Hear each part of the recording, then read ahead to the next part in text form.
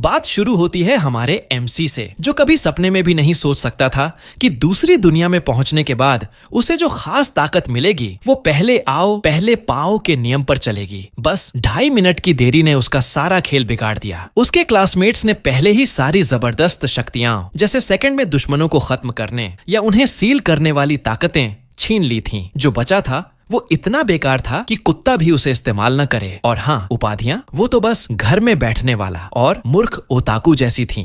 हमारा एमसी तो गुस्से से लाल हो गया। उसने सामने खड़े बूढ़े भगवान से जवाब मांगा, ये क्या मजाक है। भगवान को भी थोड़ा अटपटा लगा तो उन्होंने नियम तोड़कर बाकी बची सारी कमजोर शक्तियां हो एक साथ उसे दे दी। लेकिन अभी एमसी कुछ बोल पाता उससे पहले ही झट उसे दूसरी दुनिया के एक जंगल में फेंक दिया गया। वहां पहुंचते ही उसे एक पुराना थैला मिला जिसमें किसी गांव वाले का बुनियादी सामान था, शायद किसी पिछले मालिक का छोड़ा हुआ। अब ज्यादा सोचने का टाइम नहीं था तो उसने वो कपड़े पहन लिए। कपड़े पहनते ही एमसी ने सोचा, चलो अपनी शक्तियां तो चेक कर लूं। लेकिन सिस्टम ने बोला, रुक भाई, पहले पासा फेंक, अपनी विशेषताओं में अंक जोड़। अब यहाँ ट्विस्ट आया। पासे पर अंक नहीं बल्कि 2 अक्षर दिखे। एमसी को कुछ समझ नहीं आया, लेकिन उसने फिर भी अपनी किस्मत पर अंक जोड़े। और भाई, उसे क्या पता था कि वो एन का मतलब है मैक्स, यानी किस्मत का लेवल टॉप पर। फिर उसने अपनी बाकी कमजोर शक्तियां देखी तो एक अनोखी उपाधि मिली जिसमें लिखा था कि वो हाशिए का व्यक्ति है। मतलब वो किसी के साथ मिलकर काम नहीं कर सकता, लेकिन बदले में कुछ राक्षसों को अपने मातहत बना सकता है। ये सुनकर एमसी को और चिढ़ हो गई।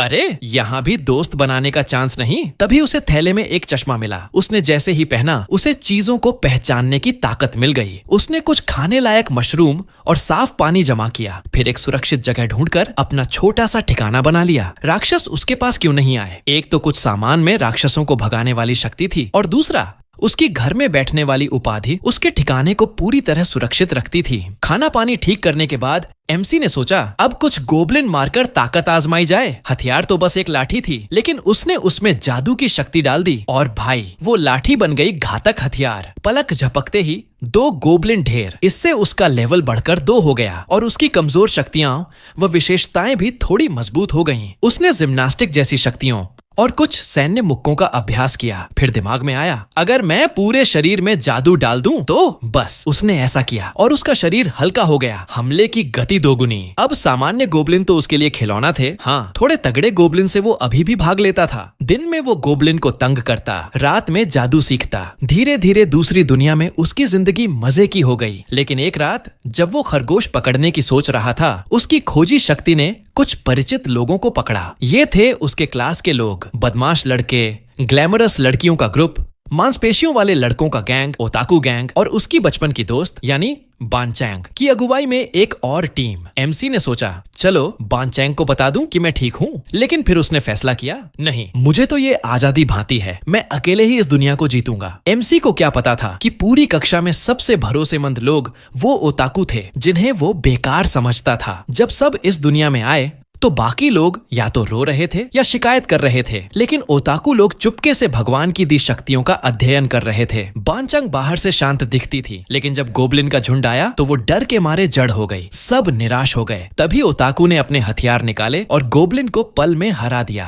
तब बानचंग ने होश संभाला, सबको एक खुली सुरक्षित जगह पर ले गई और सभी को काम बांट दिए। शुरुआत में तो सब मिलजुल कर काम कर रहे थे, लेकिन जल्द ही ग्लैमरस लड़कियों ने बवाल शुरू किया। फिर बाकी लोग भी बेकार हरकतें करने लगे और कक्षा पूरी तरह बिखर गई। सिर्फ ओताकू और कुछ गिने चुने लोग काम करते रहे। ओताकू को पता था कि उन्हें गुलाम की तरह इस्तेमाल किया जा रहा है, फिर भी वे अपने लेवल बढ़ाने में जुटे रहे। क्यों? क्योंकि उन्हें पता था कि बदमाश लड़कों ने जो शक्तियां चुनी थीं, वो खतरनाक थीं। एक शक्ति थी दूसरों के दिमाग को कंट्रोल करने की और दूसरी थी कठपुतली जैसी शक्ति। ये दोनों किसी के लिए भी मुसीबत बन सकती थीं। जैसा ओताकू ने सोचा, बदमाश लड़के खुलेआम हरम बनाने की बातें करने लगे। उन्होंने फू बानचैंग और स्विमिंग क्लब की लड़की को निशाना बनाया। ओताकू ने ये बात बानचैंग को बताई। बदमाशों की साजिश नाकाम करने के लिए बानचैंग ने खुद को चारा बनाया। जैसे ही बदमाशों ने अपना असली चेहरा दिखाया, बानचैंग ने उन्हें बेहोश कर दिया और ओताकू की सीलिंग शक्ति से उनकी खतरनाक शक्तियों को बंद कर दिया। जब बाकी लड़कियों को ये पता चला तो बदमाशों को बस्ती से निकाल दिया गया। लेकिन गुस्से में आकर बदमाश रात में लौटे और सबके मेहनत से बनाए सामान को जला दिया। और चौंकाने वाली बात, ग्लैमरस लड़कियों ने सारा दोष ओताकू पर मढ़ दिया, ये कहकर कि उन्हें बदमाशों से झगड़ा झगड़ा नहीं करना चाहिए था। और भी अजीब बात, बाकी लोग इस बात से सहमत हो गए। बानचंग और कुछ दोस्तों ने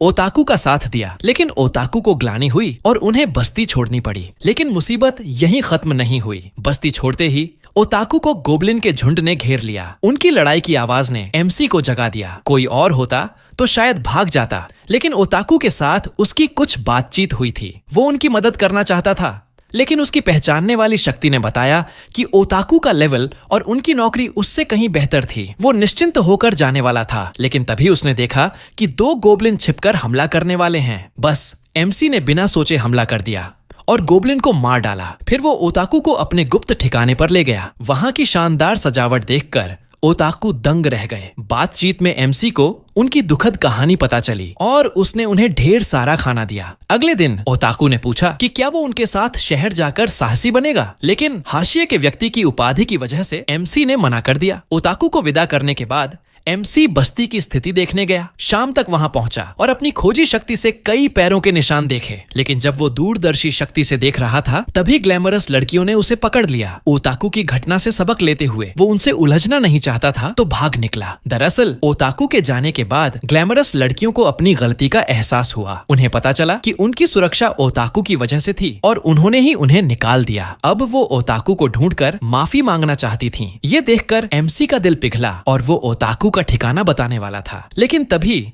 उसकी नियंत्रण शक्ति गलती से चालू हो गई। पलक झपकते ही ग्लैमरस लड़कियों की आंखें खाली हो गईं। वो बिना कुछ कहे दुश्मनों पर घातक हमला करने लगीं और बाद में जादुई पत्थर एमसी को सौंपने लगीं। लेकिन दिक्कत ये थी कि एमसी को नहीं पता था कि इस शक्ति को कैसे बंद करना है। अगर उसकी बचपन की दोस्त यानी बानचैंग ने ये देख लिया तो क्या होता। और तभी बानचैंग वहां आ धमकी, साथ में बाकी लड़कियां भी। ग्लैमरस लड़कियों का अजीब बर्ताव देखकर सब हैरान थे। एमसी ने सच बताने की कोशिश की, लेकिन इससे पहले कि वो कुछ कह पाता सभी लड़कियों की नजरें ठंडी पड़ गईं। बानचैंग के बार बार बुलाने पर ग्लैमरस लड़कियां सामान्य हुईं। बातचीत में लड़कियों को पता चला कि एमसी का कोई बुरा इरादा नहीं था और उन्होंने उससे माफी मांगी। एमसी ने इसे दिल पर नहीं लिया क्योंकि वो बस अपने घर जाना चाहता था। घर सुनते जू चौंक गई। क्या तू यहाँ का मूल निवासी है? एमसी ने हंसते हुए बताया कि उसने खाली समय में एक घर बना लिया था। ये सुनकर जू ने फटाफट एक मीटिंग बुलाई। जब लड़कियों को पता चला कि एमसी के घर में शौचालय है और 240 लोगों की जगह,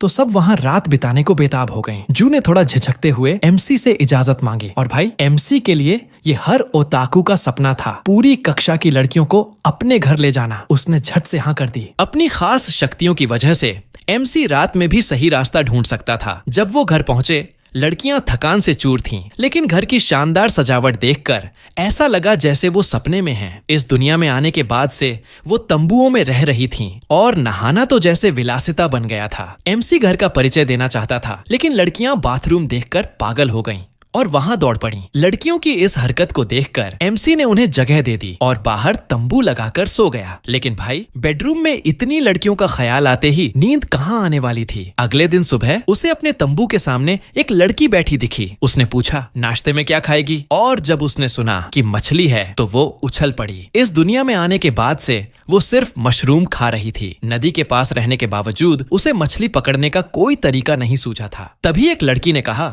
देख मैं दिखाती हूँ। उसने भगवान से मिली बिजली की जादुई शक्ति से नदी में बिजली का बीज फेंका और मछलियां उछलकर बाहर आ गईं। ये देखकर एमसी के दिमाग में आइडिया आया। उसने लड़की से बिजली का बीज मांगा, फिर अपनी पैकेजिंग शक्ति से उसे पैक किया और नदी में फेंक दिया। और भाई कमाल हो गया, न सिर्फ मछलियां पकड़ी गईं बल्कि एमसी ने लड़की की बिजली का जादू भी सीख लिया। देखकर जू ने कहा, एमसी तुम्हारी शक्तियां तो कमाल हैं। हम शहर जाना चाहते हैं, क्या तुम हमारी लड़कियों को थोड़ा ट्रेनिंग दे सकते हो? एमसी ने हाँ कर दी। लेकिन जब उसे पता चला कि सबका लेवल 16 से ऊपर है और उसका सिर्फ 7, तो वो थोड़ा उदास हो गया। फिर भी उसने देखा कि लड़कियों को लड़ाई का कोई अनुभव नहीं था। उसने कुछ कमजोर गोब्लिन के साथ उनकी प्रैक्टिस कराई। पहले तो वो बुरी तरह हारी, लेकिन कुछ दिनों की ट्रेनिंग के बाद वो एक दूसरे के साथ तालमेल बिठाने और अपनी शक्तियों का सही इस्तेमाल करने लगी। आखिरकार वो कुत्ते जैसे राक्षसों को हरा पाई। एमसी को इस बात की खुशी हुई। अब जाऊ ने कहा, चलो अब शहर चलते हैं। एमसी को शहर जाने का कोई शौक नहीं था, लेकिन बानचैंग की भावनात्मक बातों ने उसे मना लिया। आखिर वो उसकी बचपन की दोस्त थी। लेकिन दूसरी तरफ कक्षा के कुछ अकेले लड़के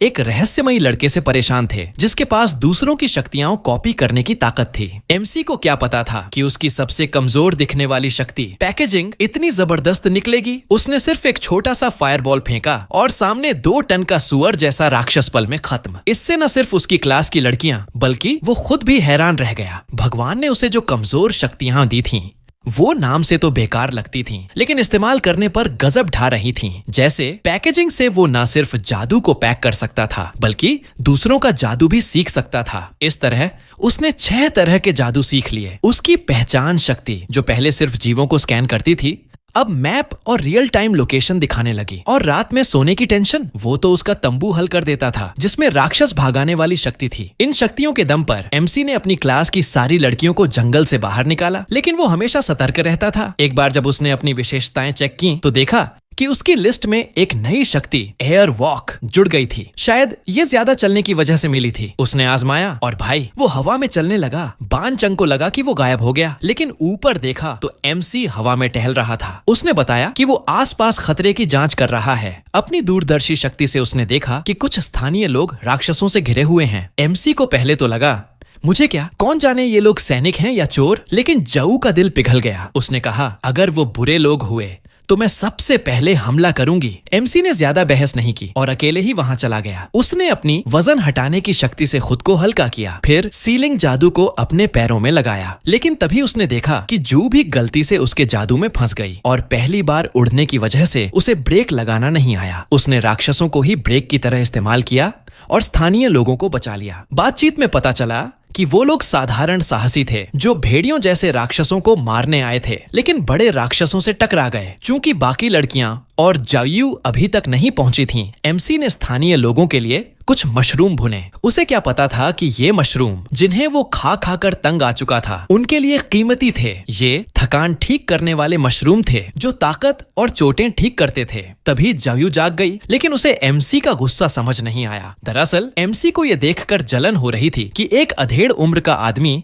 इन खूबसूरत लड़कियों के साथ ग्रुप में था। थोड़ी देर बाद बाकी लड़कियां भी आ गईं और जब उन्होंने एक एल्फ लड़की को देखा तो सब पागल होकर उसके साथ चिपकने लगी। इसके बाद स्थानीय लोगों की मदद से एमसी और उसका ग्रुप शहर पहुंच गया। लेकिन दूसरी तरफ जंगल में बदमाश लड़के अपने लेवल बढ़ाकर लड़कियों को निशाना बनाने की योजना बना रहे थे। उनका पहला टारगेट था ओताकू गैंग को खत्म करना, लेकिन उन्हें क्या पता था कि वो खुद किसी और के निशाने पर हैं। एमसी को सपने में भी नहीं पता था कि वो अपनी क्लास की सारी लड़कियों को 30 से ऊपर के लेवल तक ले जाएगा और सब साहसी बन जाएंगी। लेकिन जब उसकी बारी आई तो उसे बताया गया कि साहसी बनने के लिए कम से कम 10 लेवल चाहिए और साथ में एक ग्रुप भी। एमसी तो सुनते ही सन्न रह गया। उसकी हाशिए के व्यक्ति शक्ति की वजह से वो किसी ग्रुप में शामिल ही नहीं हो सकता था। खैर, इस सफर में उसने ढेर सारे जादुई पत्थर जमा किए थे। उन्हें बेचकर उसने 80 लाख की भारी रकम कमाई। अब वो शहर में कुछ सामान खरीदने की सोच रहा था। तभी एक लड़का आया और बोला, भाई मैं तुम्हें एक जबरदस्त दुकान दिखाता हूँ। जू ने रोकने की कोशिश की,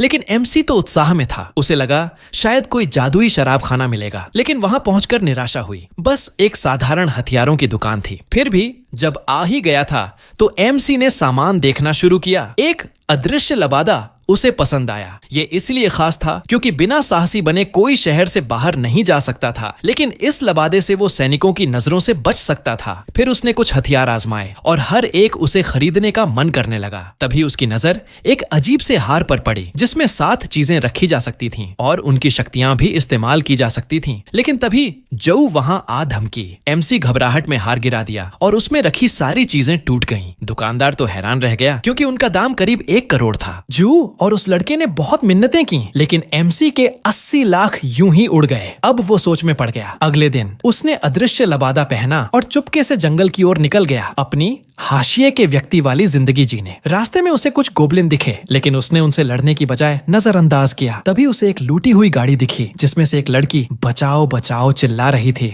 एमसी को लगा ये तो हर दूसरी दुनिया की कहानी में होता है। उसने नजरअंदाज करने की कोशिश की, लेकिन लुटेरों ने उसे देख लिया और बोले, देख लिया तो अब जिंदा नहीं छोड़ेंगे। बस एमसी ने अब छुपना बंद किया। उसने कुछ फायरबॉल फेंके और लुटेरों को सबक सिखा दिया, लेकिन लुटेरे हार नहीं माने। उन्हें लगा कि एमसी सिर्फ जादूगर अंदर है तो अब नजदीक से हमला करेंगे। लेकिन उन्हें क्या पता था कि एमसी की हाथापाई भी कमाल थी। फिर उन्होंने रिमोट हथियारों से हमला किया, लेकिन एमसी ने सबको धूल चटा दी। तभी गाड़ी से वो लड़की निकली जो किसी राजकुमारी जैसी लग रही थी। उसने बताया कि वो इस इलाके के शासक की बेटी है और उसे घर तक छोड़ने की गुजारिश की। पहले तो एमसी को उतना मन नहीं था, लेकिन जब उसने सुना कि इनाम मोटा मिलेगा तो वो तुरंत गाड़ी में चढ़ गया। लेकिन उसे क्या पता था कि वो लड़की वही शासक की बेटी थी जो भागने की कोशिश कर रही थी और अब वो फिर से वापस जा रही थी। इधर जंगल में बदमाश लड़के और मांसपेशियों वाले लड़कों का गैंग आमने सामने था। लेकिन तभी ट्विस्ट आया। बदमाशों का लीडर अपने ही साथी से धोखा खा गया और ये धोखा देने वाला कोई और नहीं बल्कि कक्षा का गणित का जीनियस तनाका था, जो अब अपने सहपाठियों को मारने वाला खतरनाक शख्स बन चुका था। उसकी कॉपी शक्ति इतनी जबरदस्त थी कि सब उसके लिए आसान शिकार थे, लेकिन एक शख्स उसका मुकाबला कर सकता था, हमारा एमसी। एमसी को भले ही भगवान से बाकी बची कमजोर शक्तियां मिली थीं, लेकिन वो इतनी खतरनाक थीं कि तनाका को भी नहीं पता था जैसे उसकी पैकेजिंग शक्ति से वो दूसरों का जादू चुरा सकता था। और चलने की शक्ति जो बेकार लगती थी उसने अभ्यास से हवा में चलने की ताकत में बदल दी। मतलब कोई भी शक्ति चाहे कितनी भी बेकार हो, अगर एमसी उसे इस्तेमाल करता तो वो गजब की बन जाती। लुटेरों से शासक की बेटी को बचाने के बाद एमसी को इनाम में एक खास सदस्यता कार्ड मिला, जिससे वो बिना साहसी बने शहर में आ जा सकता था। अब वो खुशी खुशी अपनी जंगल वाली जिंदगी में लौटने वाला था, लेकिन रास्ते में खून के धब्बे देखकर उसका दिल धक से रह गया। उसे याद आया कि बदमाश और मांसपेशियों वाला गैंग अब भी जंगल में है। उसने अपनी खोजी शक्ति से पैरों के निशान ढूंढे और पीछा किया।